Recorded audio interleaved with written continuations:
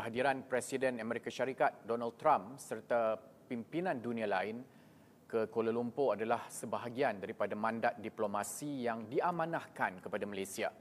Ia bukan soal pengiktirafan terhadap dasar peribadi mana-mana pemimpin, tetapi suatu pengiktirafan kepada ASEAN dan kepimpinan Malaysia sebagai pengerusi.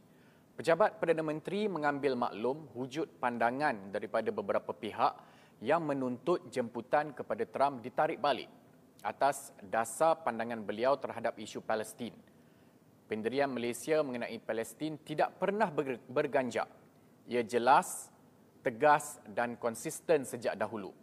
Yang amat berhormat Perdana Menteri sendiri adalah antara suara paling lantang di dunia dalam membela Gaza, mengecam kekejaman Israel dan mengetuai suara moral umat Islam di pentas antarabangsa. Bahkan pandangan tegas ini telah disuarakan sendiri oleh beliau di hadapan bekas Presiden Amerika Syarikat sebelum ini. Namun, menolak kedatangan Trump ke ASEAN bukanlah jalan penyelesaian.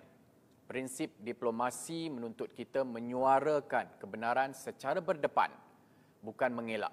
Dengan cara ini, Malaysia bukan sahaja menzahirkan solidariti kepada Gaza, tetapi juga menunjukkan kebijaksanaan sebagai tuan rumah yang berani, tegas dalam prinsip dan matang dalam diplomasi. Pada masa sama, Malaysia membawa suara ASEAN agar sidang kemuncak kali ini tidak hanya tertumpu kepada isu geopolitik semata-mata, tetapi lebih kepada agenda bersama memperkukuh kerjasama ekonomi, menarik pelaburan strategik, memperluas perdagangan serta mempercepat integrasi rantau ini sebagai kuasa ekonomi dunia.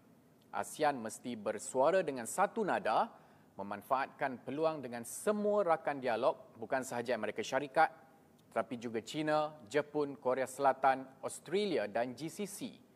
Inilah kepimpinan yang Malaysia tawarkan, kepimpinan yang menegakkan prinsip keadilan sejagat, terus istiqamah membela Palestin dan pada masa yang sama memikul tanggungjawab besar sebagai pengerusi ASEAN untuk membina rantau yang makmur, stabil dan sejahtera.